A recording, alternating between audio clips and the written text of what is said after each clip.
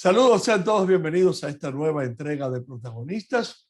Hoy tenemos como invitado a un gran jugador del baloncesto superior del Distrito Nacional.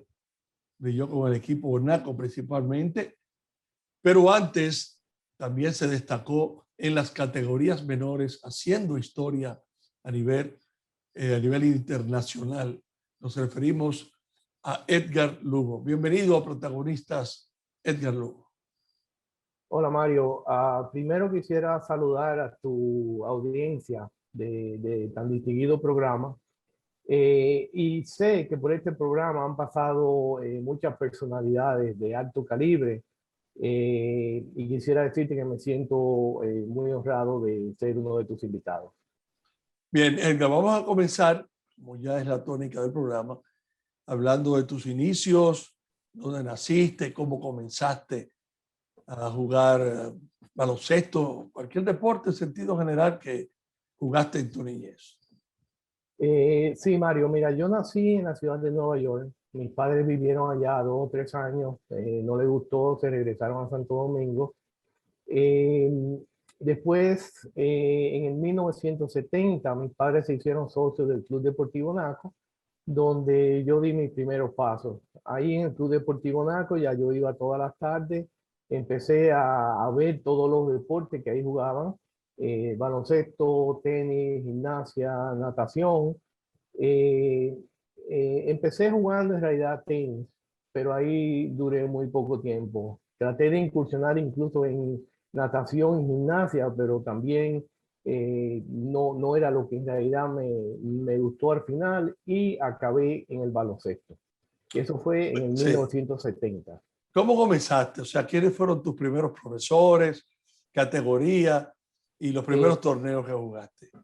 Sí, lo primero es que cuando iba al club, que empecé a ir al Club Naco, me fascinaba ver las competencias de tiro entre Rubén Comarazami y William Habur. También me emocionó mucho ver el equipo de minibásquet de los Halcones, que era dirigido por don Antonio Coco. Y ahí empecé jugando la categoría mini Benjamín y mini básquet. En 1970, 72, más o menos de 70 a 72, bajo la dirección de don Antonio Coco y de Luis Díaz. Luis Díaz, que también en una ocasión o en varias ocasiones fungió como árbitro de los torneos en el club. Exactamente. O sea, ¿y tu primer torneo cuál fue? Bueno, los primeros torneos que se hacían eran unos intramuros que se hacían internos en el Club Naco, Sí. donde participaban 4 o 5 equipos. O sea que tú te puedes imaginar que éramos alrededor de 40 o 50 niños practicando en Mini Benjamín. Después entonces de esos intramuros se sacaba una selección y se participaba ya a nivel de clubes. Entonces ahí empezamos a participar representando al Club Naco en mini Benjamín y mini básquet. Sí. ¿Tú recuerdas aquel torneo que yo creo que fue el más famoso de esa época o el más importante? Aquellos 4 equipos, verde, rojo, azul y amarillo, en que, bueno, prácticamente todos los muchachos del club, bueno, yo participé en ese torneo con el equipo rojo, pero tomamos parte en ese evento, vimos acción ahí. Ese fue un torneo que hizo historia en el Club Naco. Claro, claro, definitivamente esos son torneos que nunca se nos olvidan. Y esos son torneos que, como te digo, participábamos 40, 50 niños de esa época. Fue algo increíble. ¿De qué equipo tú eras? Pues yo era del rojo. Yo creo que yo era del amarillo. Que fue Del que ganó el amarillo. torneo. Exactamente. Sí, Sí. sí. Esa fue una gran experiencia en esos años jugando baloncesto. Edgar, después te desarrollaste en el minibásquet, te destacaste a nivel nacional e internacional, hasta llegar a aquello que fue el Small Fry, aquel torneo mundial. Háblanos de esa historia, de cómo llegaste desde el mini baloncesto, primero mini Benjamín, mini baloncesto, hasta esa categoría Small Fry, que yo creo que ahora mismo ya no se juega. No, yo no creo que ya hagan esos torneos, o por lo menos que República Dominicana participe. Quizás lo hacen, pero no creo que República Dominicana participe. Bueno, después de jugar mini Benjamín y mini básquet, me acuerdo que un día llega Humberto Rodríguez al Club Naco a reclutar niños para un torneo internacional de mini básquet. En ese tiempo, ya en el 74, ya yo estaba pasado para jugar mini básquet. Entonces Humberto nos vio jugar y me dijo, mira, en este torneo tú no puedes ir, pero en el 75, el año siguiente, tenemos un torneo Small Fry, que es por edad y por tamaño, en el cual posiblemente tú sí puedas jugar. El minibásquet eran 10 años, ¿verdad? La No, categoría. 12 Perdón, años. 12 años. 12 años, ajá. Pero entonces, para mí, imagínate, en el 74 me dice, no, en el 75 hay un torneo. Para mí como niño, un año era una eternidad. Sí. Bueno, a mí se me olvidó, pasó. En el 75 llega Humberto de nuevo al Tunaco a reclutar ya para el Small Fry. Entonces ahí empezamos a practicar. Me acuerdo que el entrenador era Humberto Rodríguez y el asistente era Fernando Teruel. Que cuando estábamos en práctica nos íbamos fines de semana y nos quedábamos en La Vega, y ahí practicábamos el fin de semana completo. El torneo fue en Quebradilla, Puerto Rico. Fuimos dos equipos de Santo Domingo, el equipo A y el equipo B.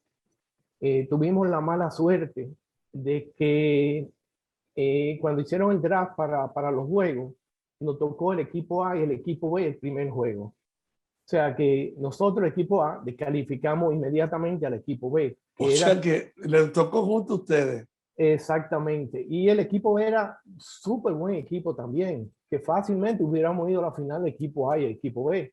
Pero tocó la mala suerte de que tuvimos que jugar el primer juego y uno de los dos se descalificó. Sí. En ese torneo, el último juego fue contra el equipo de Chicago. Muy buen equipo también. Lo ganamos en overtime. Y en ese torneo, junto al compañero José Van der Poel, quedamos en el quinteto estrella y yo fui elegido el más valioso de ese torneo. O sea que en ese torneo mundial, porque fue un torneo mundial en World Fry, República Dominicana ganó y tú quedaste como más valioso. La verdad es que fue, yo recuerdo, histórico y todo el mundo celebrándolo en el club y fue un acontecimiento porque ese equipo dominicano representando, pero bueno, tú como representante del Club Naco y sí, varios jugadores más, pues quedaron en el primer lugar y fue una gran hazaña. Sí, ¿tú consideras que esa es la mayor hazaña de tu carrera en el baloncesto? Indiscutiblemente. Indiscutiblemente ese fue el punto máximo de mi carrera. Y déjame comentarte que en el equipo B habían varios, bueno, en el equipo A también estaba Yoyo Mesa, del Club Naco, sí. Jorge Mesa, Yoyo, y en el equipo B estaba Roberto Rubio, y creo que Mario Maurel, que eran también del Club Naco. Bien, vamos a la pausa, Edgar, y regresamos en breve con esta interesante entrevista.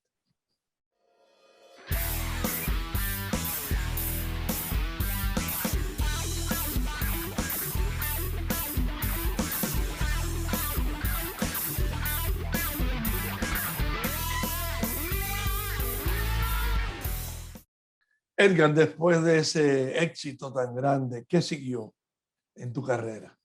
Ok, después del 75, entre el 75 y el 79, prácticamente jugué todas las categorías menores, de juvenil, categoría B, que es la que va justo antes del superior. Y en el 1979 me graduó de bachiller, entro en la UAS, la Universidad Autónoma de Santo Domingo, y ahí empiezo a jugar los famosos torneos Tony Barreiro, sí, que lo hacían por facultad, y ahí me estaba ya codeando con jugadores de superior ya, como Johnny Dulú, José Bollón Domínguez, Víctor Hansen, y precisamente ese mismo año me llama Alejandro Tejeda como decimos, Papá Tejeda, Sí. a formar parte del equipo superior del Club Naco.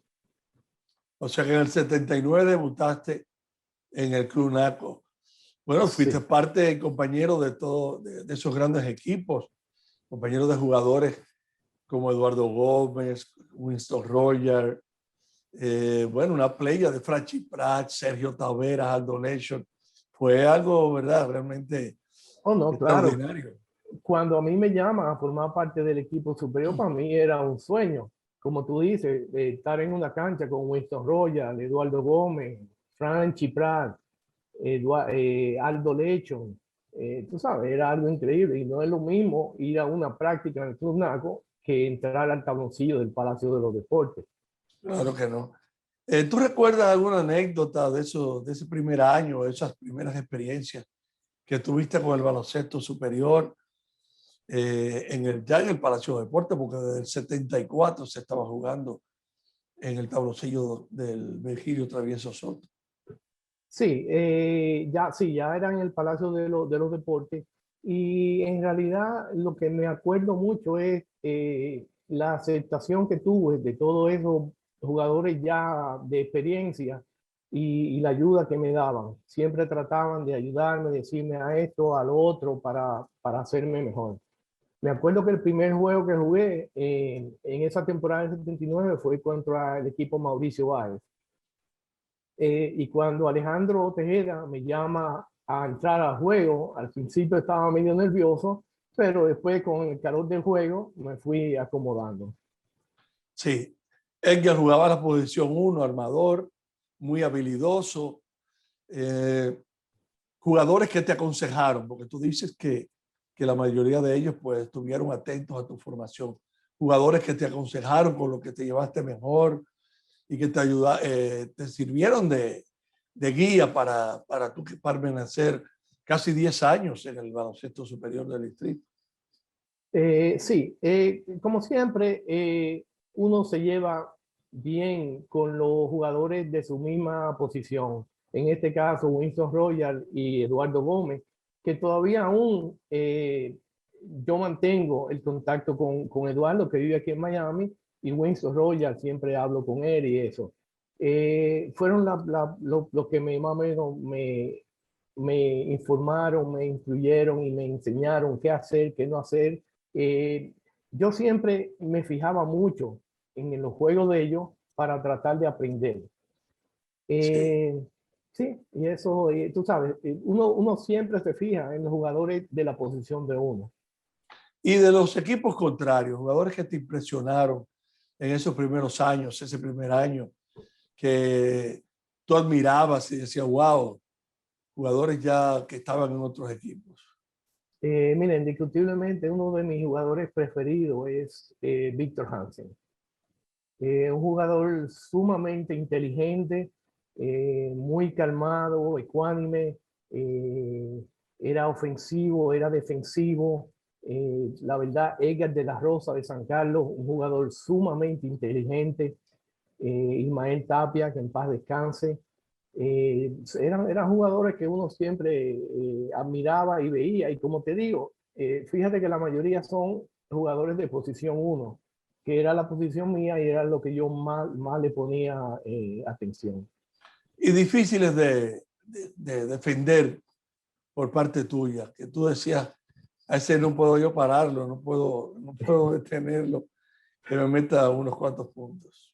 Bueno, del equipo mío, indiscutiblemente Winston Royal era un jugador sumamente hábil, rápido, penetraba y también tiraba, tenía buen tiro de fuera.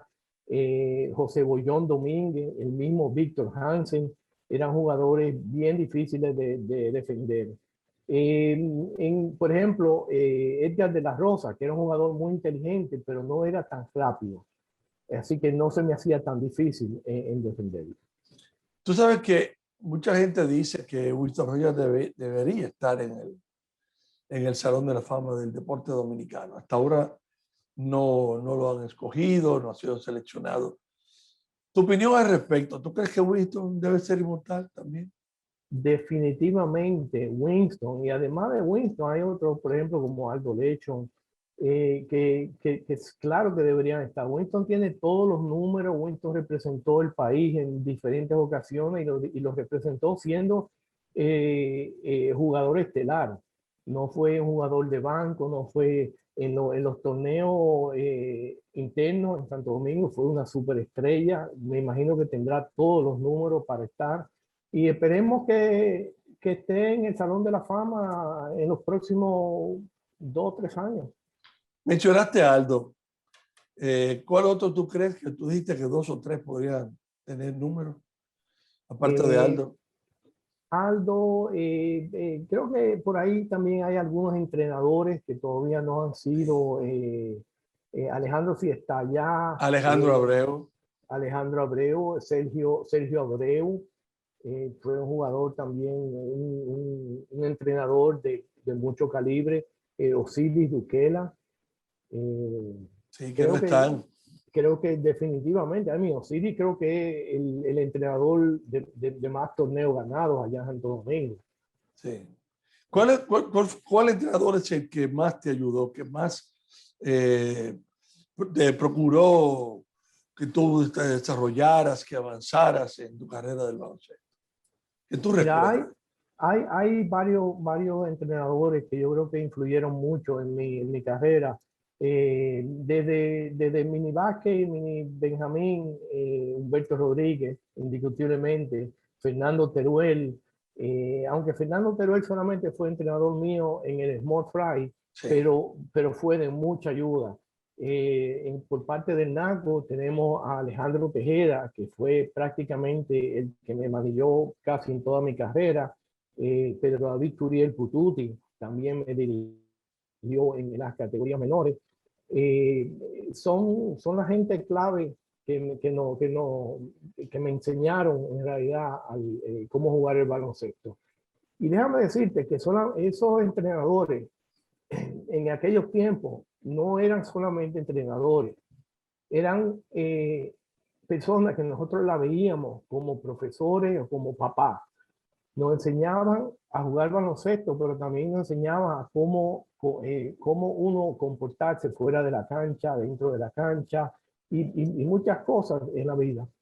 Sí, yo recuerdo precisamente esa era la filosofía de don Antonio Coco, que tú mencionaste al principio, que fue uno de tus primeros entrenadores. Don Antonio Coco hacía mucho hincapié en eso.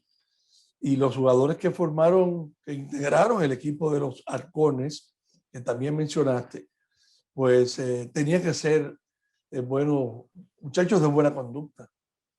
Claro, ellos siempre, además de la conducta, exigían también que uno tuviera bien en la escuela, que sacara buenas notas, asistiera a sus clases, y eran, como te digo, eran manos fuertes.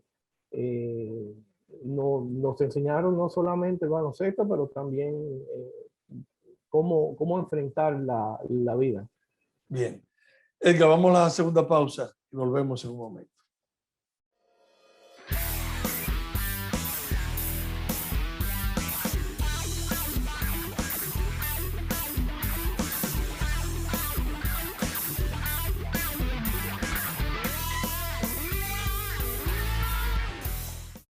Edgar, nunca pudiste llegar a la selección nacional. Yo creo que son asuntos de circunstancias, pues fuiste un jugador muy habilidoso, un jugador destacado en el superior, pero coincidiste, como tú mencionaste, con muchos jugadores estelares.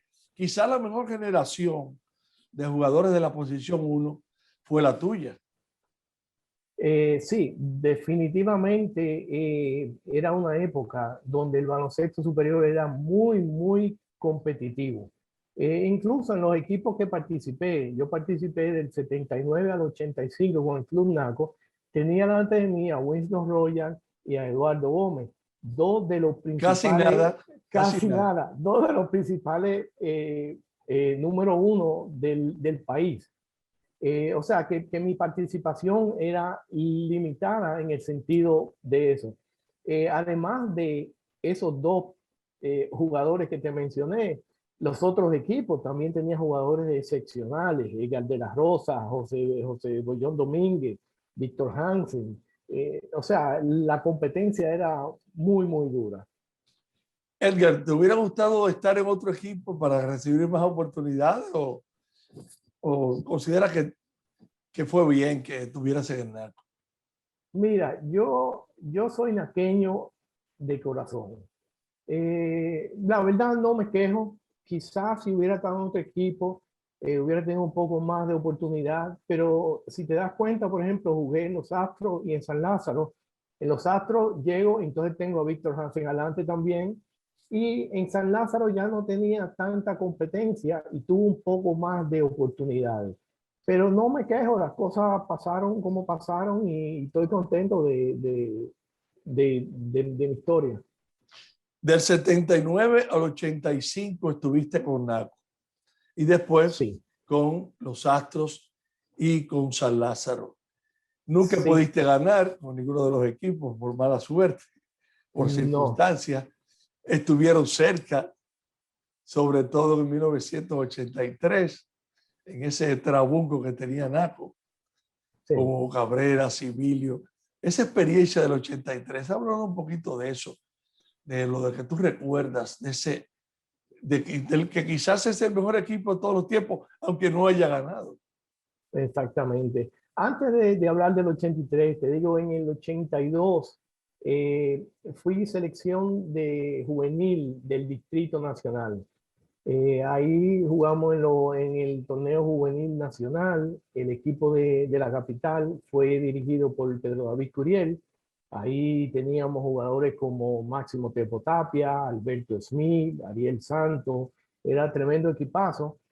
Ahí jugamos las finales contra el equipo de San Pedro, que tenía a Bombo McKinley, tenía a Tito Hafford, a Grillo Vargas, a Manuel Okay. Nadal. Era tremendo equipazo también. Ahí ganamos ese torneo. Qué bien. Eso fue en el 82. Entonces en el 83 venimos con el super equipo que para mí, la verdad, es un honor haber sido parte de ese equipo. Para mí, el mejor equipo que ha existido en el torneo superior de Santo Domingo. Incluso si tú ves los 5 abridores, era, yo diría, mejor que la selección del país. Sí. Teníamos a Marcelo Starr, Tito Williams, Chicho Civilio, Hugo Cabrera y Winston Ronda. ¿Qué más tú puedes pedir? Eh, es increíble que no se haya ganado ese torneo. Las cosas pasaron como pasaron. Eh, Mucha gente critica a los árbitros, mucha gente critica otras cosas, pero yo creo que con ese equipo que teníamos, nosotros debimos haber ganado convincentemente. Pero Eh, tu opinión, ¿qué tú crees que pasó? O sea, todo el mundo tiene una versión.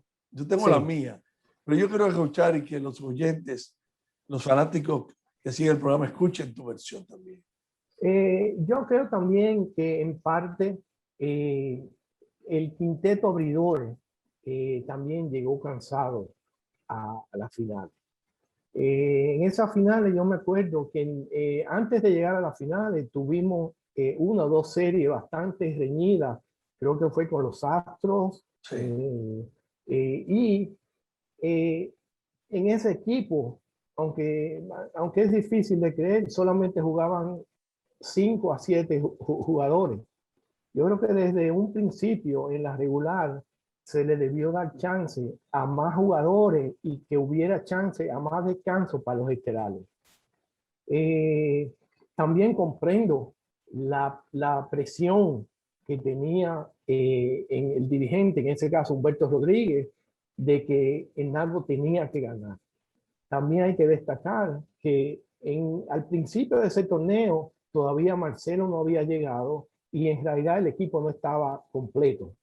Más o menos, creo que a partir del quinto juego, sexto juego, es que se integra Marcelo y ya el equipo empieza a acoplarse mejor.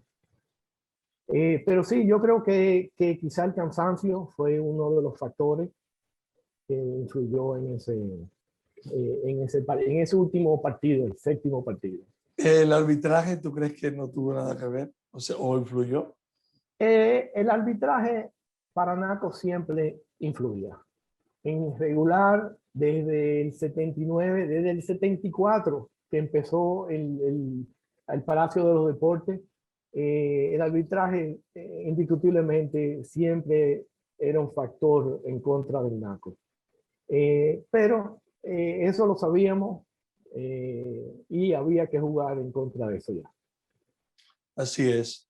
El ambiente social, político, ¿tú crees que todo eso fue un factor Sí, para que como eso te digo, ocurriera? Para que eso ocurriera. claro que sí. Fíjate, el Palacio de los Deportes se llenaba cuando jugaba NACO y se llenaba quizás un 25% a favor del NACO y un 75% en contra del NACO. La gente iba incluso sin ser del equipo contrario al NACO, pero solamente a ver el NACO perder. Bueno, Y eso influía también en lo mismo del arbitraje. La mayoría de los árbitros pertenecían a los barrios. Entonces ellos, después que pitaban, iban a los barrios. Me imagino que eso influía también en la forma como el arbitraje se hacía. bueno, por suerte ya es una época superada. Vamos a la tercera pausa, Edgar, y volvemos en un instante.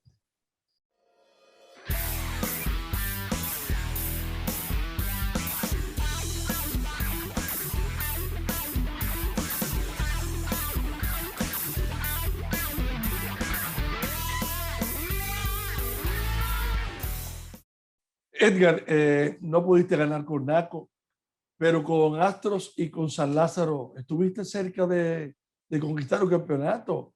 ¿O eso no ocurrió nunca? No, lo más cerca que tuve de ganar un campeonato fue con Astros en 1983.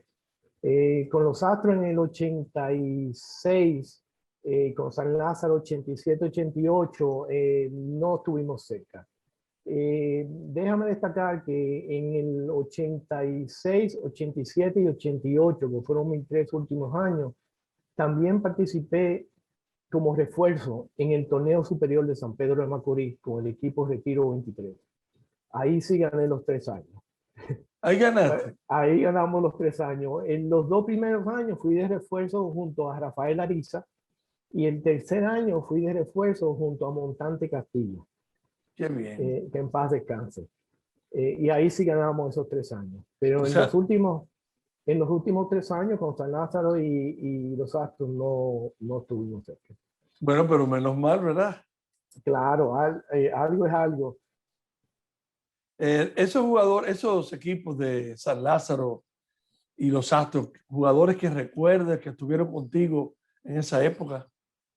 Bueno, con los Astros estuvo Víctor Hansen, Pedro Leandro Rodríguez, Víctor Chacón. Con San Lázaro estuvo Papo Soriano, estuvo Ricardo Ramón, estuvo Soterio Ramírez, estuvo Hugo Cabrera, que en paz descanse, y Hugo Cabrera en el último año me acuerdo que tuvo una lesión en eso del segundo o tercer juego y tuvo que salir por el resto de la temporada.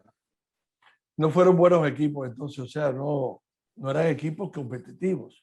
No eran equipos competitivos, la verdad. Entonces te retiraste en el 88. En el 88 me mudo a la ciudad de Miami, que es donde actualmente vivo. Y aquí ya iba a los parques a jugar, pero no en forma organizada, ni mucho menos. Eh, y después, en el 2000, en el 2002, no, perdón, en el 2006, me invitan el equipo de los Monumentales de Santiago a unos Juegos Panamericanos en Brasil del Maxi Baloncesto. Ahí participamos y ganamos medalla de plata. ¿Te fue bien? Sí, fue un torneo, aunque uno lo crea, Maxi Baloncesto, pero bastante competitivo. Ahí en el equipo de los Monumentales de Santiago estaba Girón, estaba Juan Disla, muy buen tirador, jugó Héctor Junior Hill, eh, y ganamos la medalla de plata. Qué bien.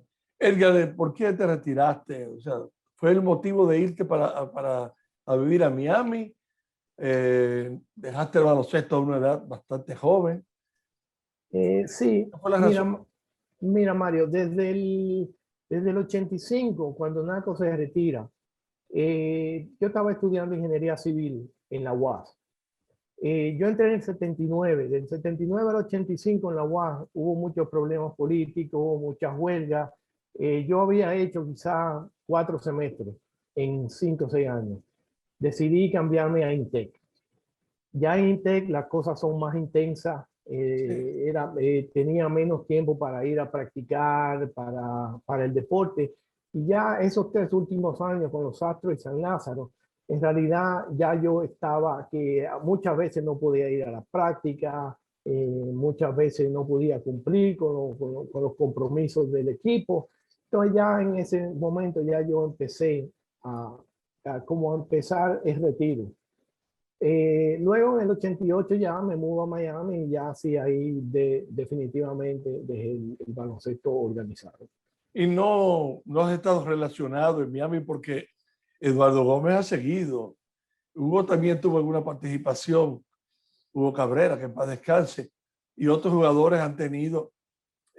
Manolito Prince en Nueva York también ha estado activo en actividades, valga la redundancia, deportivas. ¿Tú te desligaste completamente del Eh, baloncesto? Mira, ahora nosotros hace 2 o 3 años teníamos una liga añeja de maxi baloncesto en la cual participaba Hugo Cabrera, en paz descanse, Eduardo Gómez, Máximo Temo Tapia, Julie Domínguez, entre otros, y nos manteníamos jugando y eso. También a veces hacían algunos actos en el consulado dominicano aquí en Miami Sí. y participaba en eso, pero activamente no estaba muy ligado al baloncesto ya. ¿Y de tu familia, tus hijos, no juegan Eh, no, tengo, baloncesto? no, tengo un varón de ahora 26 años, jugó pelota en el high school, ahora vive en la ciudad de Nueva York, trabaja en Real Estate y tengo una hembrita de 23 años, graduada de Administración de Empresas, pero no hacen deporte ya. ¿Y qué pasó? ¿Qué pasó ahí? No sé, el varón cuando jugó béisbol en high school trató de buscar una beca, no consiguió beca, y entonces ahí como que se desencantó y no siguió con el deporte. Eso es raro porque tú vienes de una familia de deportistas natos. Sí, bueno, déjame decirte, hablarte algo de eso. Otra de mis logros y mis momentos grandes en el deporte fue la inclusión mía en la primera clase de en la Plaza de los Inmortales del Club Deportivo NAC. Para mí eso fue un momento sumamente feliz, porque qué más que te reconozcan en el club donde tú pasaste toda tu vida a nivel de deportes. Y solamente compartir esa clase con Aldo Lechon, eh, Mario Álvarez. Mario Álvarez, tremendo, José Ravelo, don Juan Bernal, eso fue algo increíble. Y en ese mismo año, más tarde, incluyen en la Plaza de los Inmortales a mi hermana Cindy Lugo. Sí. O sea que son cosas. Y mi mamá es inmortal del deporte dominicano en voleibol. Por eso te digo que es raro que tus Sí, hijos no siguieran, con esa familia de deportistas, no siguieran practicando algún deporte. así Bien, es, así es. Edgar, vamos a la pausa, ya la última pausa, y volvemos ya para el final del programa.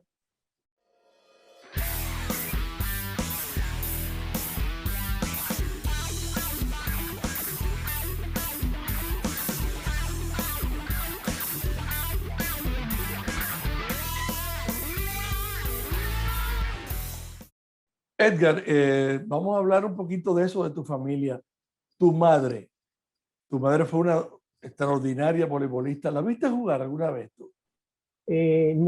No la vi jugar lamentablemente porque me cuentan que era del sexteto abridor del equipo nacional de voleibol, pero eso fue en la década de los 50. Mi mamá, como te dije, fue exaltada al Salón de la Fama del deporte dominicano. Mi mamá falleció en el 2018. Mi papá falleció en el 1994. Mi papá no fue muy deportista, jugaba softball, pero tú sabes que esos juegos de softball no eran en realidad softball, sino highball. Pero siempre nos apoyó y nos apoyaba a todos nosotros en todas nuestras cosas deportivas. Yo la vi jugar, pero ya la vi jugar en el club, algunos partidos que jugaban recreativos, pero tu mamá, la recuerdo siempre allá en la cancha del club, viendo a Cindy, a tu hermana, y viéndolo ustedes jugar y todas esas cosas. Y siempre hablaba de ese voleibol que ella decía. Y recuerdo en una ocasión que estuvo hablando para un grupo de atletas del club. Ella decía que había sido la mejor generación de voleibolistas, tanto de hembras y de varones, en el país. O sea, que tenía buenos recuerdos de esa época. Sí, ella siempre me comentaba y me hablaba y yo le preguntaba y dime cómo era, iba mucha gente a verte, claro, jugaban en cancha de Talvia cuando Sí. eso, pero me dice que era sumamente interesante todos esos partidos y esas competencias que tenía. Ella fue a varias competencias internacionales, tuvo en México, Puerto Rico. Como te digo, era de teto abridor del equipo de la República Dominicana. Así es. Edgar, tus hermanas, Cindy fue la más destacada en gimnasia, pero Sí, eh, también tus otras hermanas jugaron, hicieron deporte. sí, Cindy definitivamente fue la más destacada. Cindy tuvo un año que ganó el torneo nacional, que creo que en ese momento ganó 5 medallas de oro en la competencia de gimnasia. Después mis otras hermanas jugaban tenis y jugaban voleibol. Y Eh, baloncesto jugó y también. baloncesto jugó Gira, que Gira fue Mira, también en un momento la señorita deportes del Club NACO. sí. Sí, sí, me acuerdo que junto a Ana María, a tu hermana, jugaron baloncesto.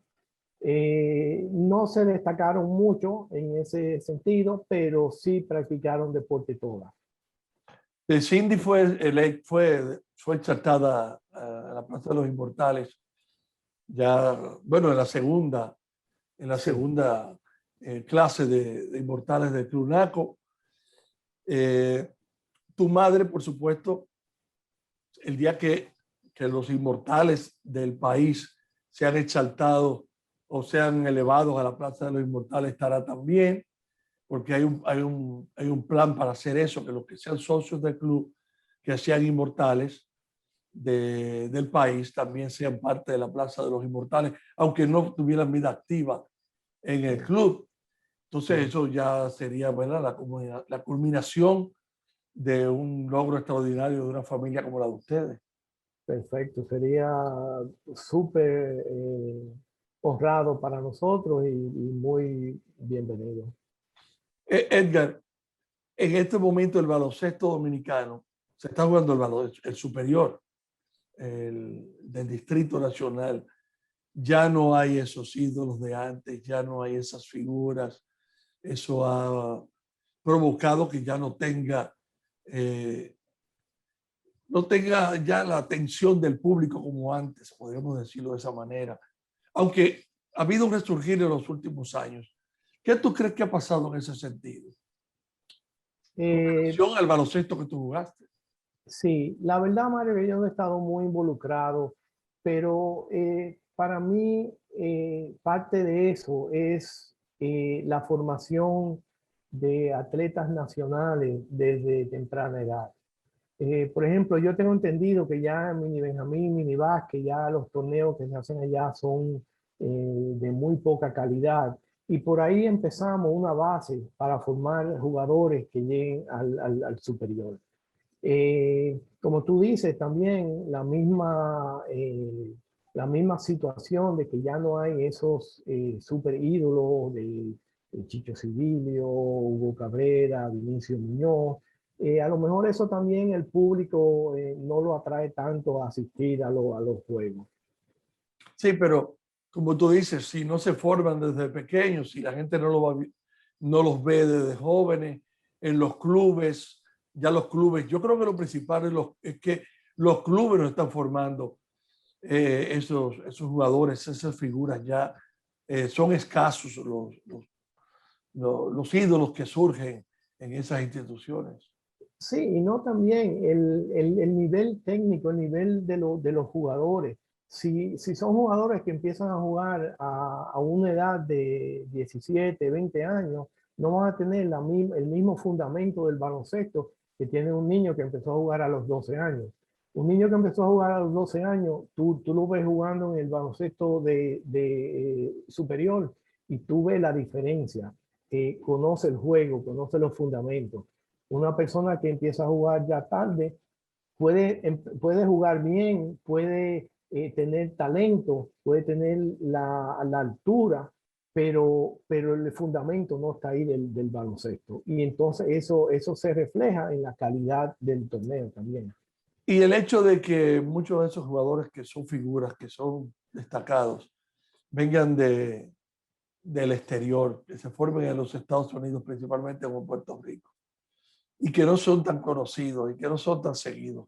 Eso es parte del problema de que los clubes no están formando muchas figuras. Sí, y también el hecho de que vienen del exterior no se acoplan también a los equipos de ahora. Por ejemplo, si tú te acuerdas antes, el equipo del Mauricio Báez tenía el mismo equipo de categoría de junior hasta superior. Se conocían como la palma de la mano. Ellos sabían en qué posición estaba este, en qué posición estaba el otro.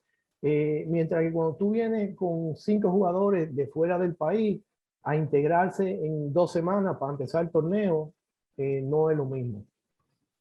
Bien, Edgar, gracias por esta entrevista. Hemos recordado muchas cosas, hemos disfrutado de esta participación tuya. Tuve el privilegio, la suerte de estar casi presente en todas esas hazañas tuyas, todas esas vivencias que tuviste en el baloncesto. Y por eso se me ha hecho tan fácil compartir contigo, compartir mucho con tu familia, conocí a todos, a tu madre, a tu padre, a todas tus hermanas. Y la verdad es que ha sido un grato placer recordar esos momentos. Bueno, Mario, a ti gracias primero por tu amistad de más de 40 años y gracias por la invitación. Como dije al principio, por aquí han pasado muchas personas de alto calibre y para mí es un honor que haya sido parte de esta invitación y de la historia de este programa. Bien, gracias Edgar de nuevo. Gracias a los amigos televidentes por estar con nosotros en esta nueva entrega de Protagonistas y será hasta una próxima ocasión. Hasta entonces.